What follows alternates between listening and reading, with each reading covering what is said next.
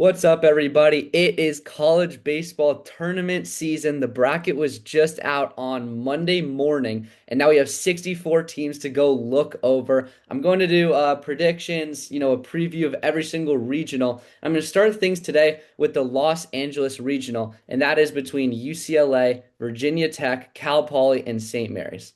Now, at first look, there's not really much to uncover. I mean, you got UCLA, who's, the clear national number one. They've been unbelievable all season. Virginia Tech, a team who's kind of, got in there in the ACC. They've won some games. They've done okay. I mean, they're 15 and 15 in the conference. They've been all right. Then you have Cal Poly, a team that's done really well overall over the last couple of years in the Big West. Then you have St. Mary's, who's in the WCC. Never really does too well in the conference, but seems to get a tournament bid a lot. They made it last year. They make it again. So first thoughts is just UCLA is by far the best team in this conference, but let's kind of look, a little bit closer at each team.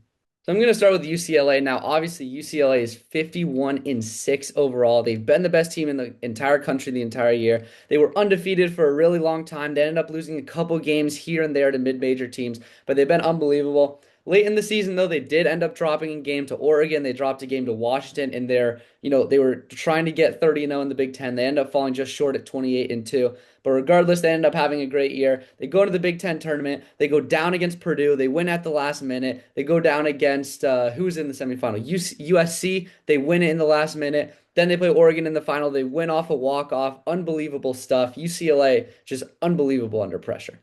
So some of their biggest series wins of the year came against USC as well as Oregon. However, that Oregon one wasn't sweet, but that USC one was, and that's when USC was really, really good. I think they only had a couple losses up to that point.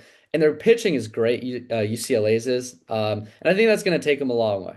But like I mentioned before, some of the losses that they have were not great. Now they started off the year, I think they lost to UCSD on the first weekend, which was made people a little bit skeptical of them. Then they lost to San Diego State, followed by UCSB a couple weeks later, which was their third big one. And then they ended up losing to Washington. They've had a couple bad losses, but overall, it's not like they've been terrible. It's just the loss that they've had have been a little bit questionable. And so some of their star players, obviously Rock Chalowski, who's one of the best players in the country. They have Will Gasparino, who gave the third baseman on, I think, Oregon an elbow to the face last night. But he's a good player, absolute monster. He's humongous. Then they have Wyland Moss, who's a really good pitcher, and Easton Hawk, who always closes games and does really well. As I mentioned, they do really well under pressure and late in the game. So Easton Hawk is a big, reason for that. Now you look at Virginia Tech, they're 30 and 24 in the ACC, 15 and 15 in conference play as a whole. They have some good series wins. They beat Cal, they beat Pitt, they lost to Stanford. The reality is there's nothing that they do that really jumps off the page. And the reality is in a regional, you need something that's going to jump you off the page. And they don't really have that. And so unfortunately, I think it makes it a little bit easier to kind of determine what I think of Virginia Tech as a team and where they're going to end up going. Like I mentioned, they don't really have any great series wins. The interesting thing, though, that could help them a little bit is that their offense is really on and off. And you're probably like, why is that good? Well, when you're only playing 3 or 4 games in a regional and your offense is really on, that's obviously a great thing. So if they get their offense going, it's very possible. They have Ethan Ball, who's a freshman. He has 16 home runs, 51 RBIs this year. He's been really good. If he can get going, even though I think it's kind of a long shot that Virginia Tech gets through, it is possible.